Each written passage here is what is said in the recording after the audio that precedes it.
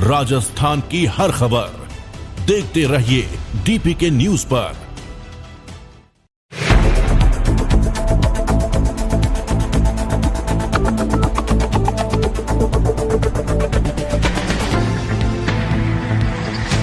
नमस्कार, DPK news में आप सभी का स्वागत है। मैं आपके साथ हर्ष चौधरी। बुलेटिन की शुरुआत करने से पहले एक नजर बुलेटिन की अहम सुर्खियों पर।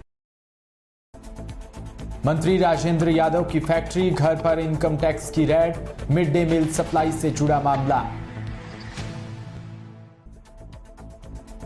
देसूरी में देवझूलनी 11 पर्व पर 4 भुजानाथ की गाजे बाजे के साथ निकाली रेवाड़ी।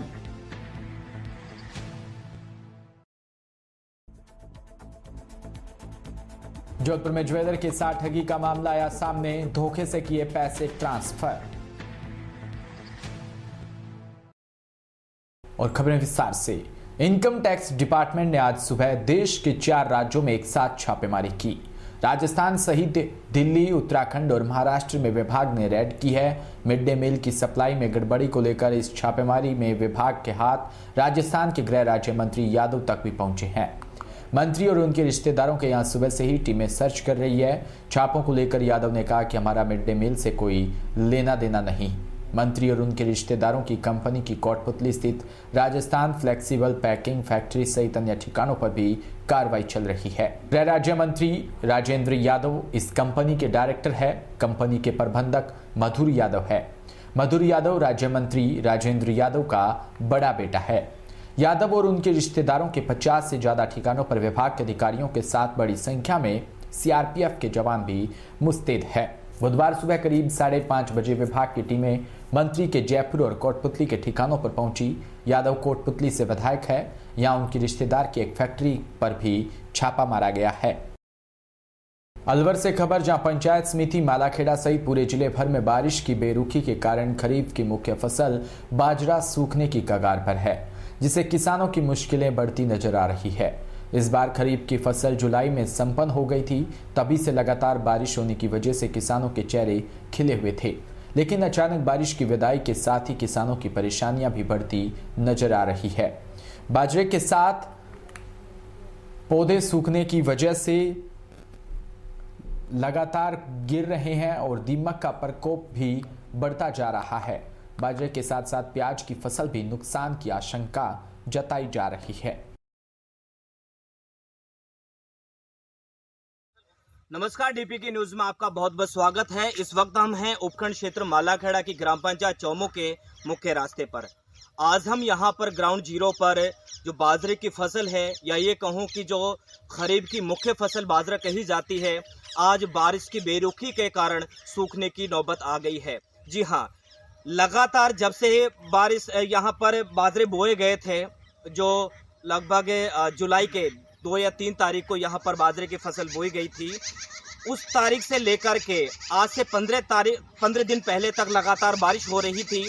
यहाँ हमारे आस पड़ोस में जितने भी जोहड़ तालाब थे वो भी भर चुके थे।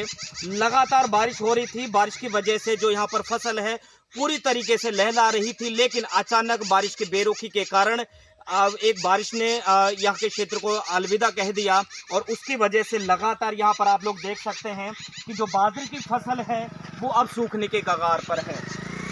यहाँ पर जो बाजरे के जो बालें हैं, जो बाल आती हैं, उनमें ये जो फूल है पूरी तरीके से बाजरे की बाल में ही फूल सूख चुका है। जब लगातार बारिश हो रही थी तो किसानों के चेहरे पर एक खुशी थी, एक प्रसन्नता थी कि इस बार चूंकि एक दर जो थी, जो लगातार बहुत अच्छी ग्रोथ कर रही थी बारिश की, लेकिन अचानक जिस तरह से बारिश ने यहाँ पर विराम दिया है, उसी तरीके से उसी के साथ साथ किसानों की चिंताएं भी बढ़ने लगी हैं। जिस तरह से किसानों ने एक उम्मीद जताई थी, जिस तरह से किसानों ने एक आशंका जताई थी कि इस बार खरीफ की जो फसल है, और मुख्य रूप से इस क्षेत्र में ज़्यादातर, मैं आपको बता दूं कि क्षेत्र में ज़्यादातर बाजरे की फसल होती है। मैं थोड़ा नीचे जगह पर हूं, यदि मैं आपको ऊपर चढ़कर दिखाऊं तो अमूमन 90% 85% यहाँ पर बाजरे की फसल है, लेकिन वही संकट अब किसानों के चेहरे पर साफ नजर आ रहा है। आप यहाँ पर देख सकते हैं, ये बालें आप लोगों को नजर आ रही होंगी, लेकिन इन बालों में जो बाजरा है वो बिल्कुल अभी अधपका है, अभी कच्ची स्थिति में है, और ज्यों का त्यों क्योंकि जब बारिश लगातार होती है तो बाजरे की बाल में जो दाने होते हैं पक करके बिल्कुल नीले रंग के हो जाते हैं और जो खाने में भी बड़े स्वादिष्ट लगते हैं और जो कि एक अच्छी तादाद में पैदा होते हैं। लेकिन जिस तरह से बारिश की बेरुखी यहाँ पर देखने को मिल रही है, उसी प्रकार से किसानों के चेहरे पर भी जो शिकन है, किसानों के चेहरे पर जो चिंताओं की लकीरें हैं वो भी हमें साफ साफ नजर आ रही। हमारे साथ में कुछ युवा किसान भी हैं जो यहाँ पर प्याज के साथ साथ बाजरे की फसल भी बोते हैं। अमूमन मैंने आपको बताया कि क्षेत्र में लगभग 85 या 90% बाजरे की फसल पैदा होती है। जालौर जिले के कवराड़ा स्थित लोक देवता बाबा रामसा पीर का मेला हर वर्ष की भांति इस वर्ष भी भाद्रपद एकादशी को मेले में श्रद्धालुओं का दिन भर तांता लगा रहा। कवराड़ा बाबा रामदेव मंदिर का 258वां मेला आयोजित हुआ। मेले के महंत लक्ष्मण गिरी जी महाराज के सानिध्य में 2 दिवसीय मेला आयोजित हुआ। महंत ने बताया कि सोमवार को एक श्याम बाबा के नाम भव्य भजन संध्या का भी आयोजन हुआ।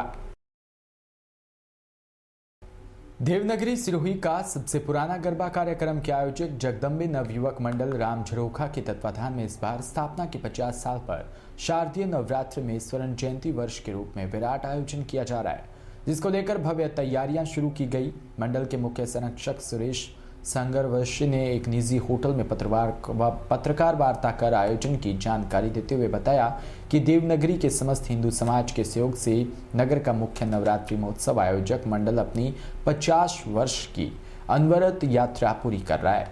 नवरात्रा में कई मांगलिक कार्यक्रम के तहत विद्वान आचार्य व पंडितों के सानिध्य में नवकुंडी शतचंडी महायज्ञ को लेकर यज्ञशाला का निर्माण शुरू हो चुका है। सूरतगढ़ के आरोड़वंश धर्मशाला में आज कांग्रेस नेता व शिल्प व माटी कला बोर्ड के उपाध्यक्ष डुंगराराम गेदर का 56वां जन्मदिन कार्यकर्ताओं ने रक्तदान कर मनाया। इस अवसर पर पूर्व विधायक गंगाजल मील, नगरपालिका चेयरमैन ओम प्रकाश कालवा, ब्लॉक कांग्रेस अध्यक्ष परसाराम भाटिया, ओमराज पुरोहित व नगरपालिका पार्षदों ने मिलकर डुंगराराम गेदर को जन्मदिन की शुभकामनाएं दी। इस मौके पर एक रक्तदान शिविर भी लगाया गया।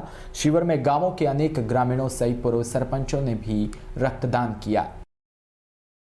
देसूरी में हिंदू धर्म शास्त्रों और पुराणों में एकादशी व्रत को बहुत महत्वपूर्ण बताया गया। भगवान विष्णु को समर्पित ये तिथि साल में 24 बार आती है। वहीं श्री कृष्ण जन्माष्टमी के बाद पड़ने वाली एकादशी तिथि को जल झूलनी एकादशी कहते हैं। हिंदू पंचांग के अनुसार भाद्रपद मास में शुक्ल पक्ष की एकादशी तिथि को यह व्रत रखा जाता है। इसमें पद्मा और परिवर्तनी एकादशी भी कहते हैं। इस दिन भगवान विष्णु के वामन अवतार की पूजा की जाती है। जोधपुर के घोड़ों का चौक इलाके में एक ज्वेलर के साथ ठगी का मामला सामने आया। ठगी का पता चलने पर ज्वेलर ने इसकी सूचना पुलिस को दी। घोड़ों का चौक पर स्थित सुदर्शन ज्वेलर्स पर 2 युवक पहुंचे और उन्होंने एक सोने की चेन खरीदी और ज्वेलर के खाते में पैसे ट्रांसफर किए। दोनों युवकों के जाने के कुछ ही देर बाद ज्वेलर के पास एक व्यक्ति का फोन आया और उसने बताया कि उसके खाते से किसी ने उन्हें पैसे ट्रांसफर किए हैं, जिस पर ज्वेलर को अपने साथ हुई ठगी का पता चला और सूचना मिलने पर पुलिस मौके पर पहुंची और पुलिस ने सीसीटीवी के आधार पर ठगों की तलाश शुरू कर दी है।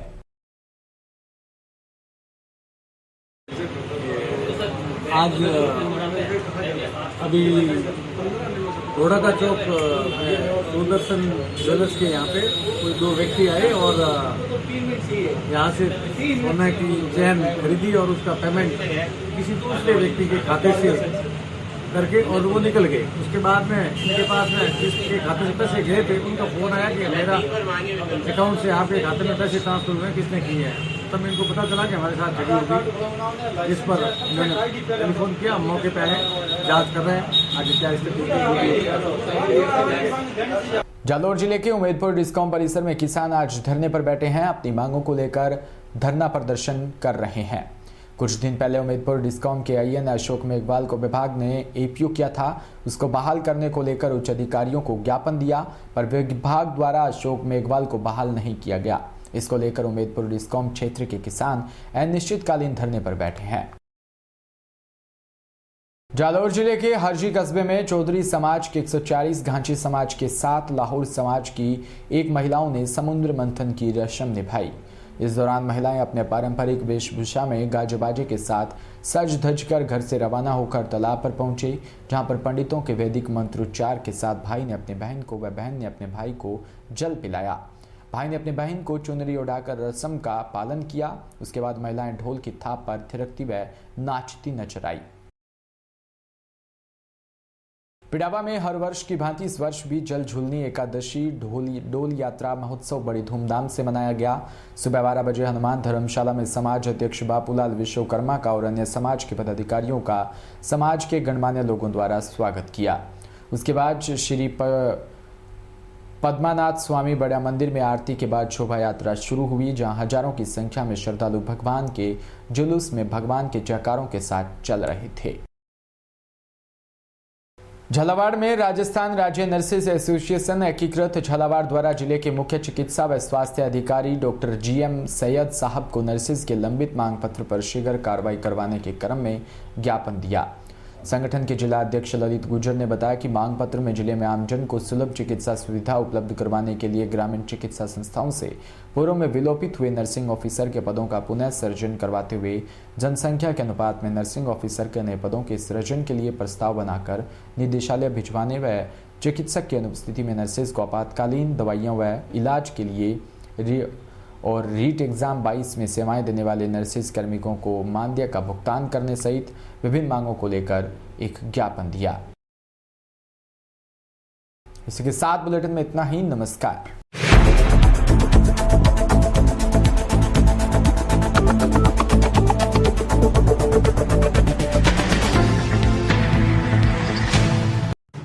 राजस्थान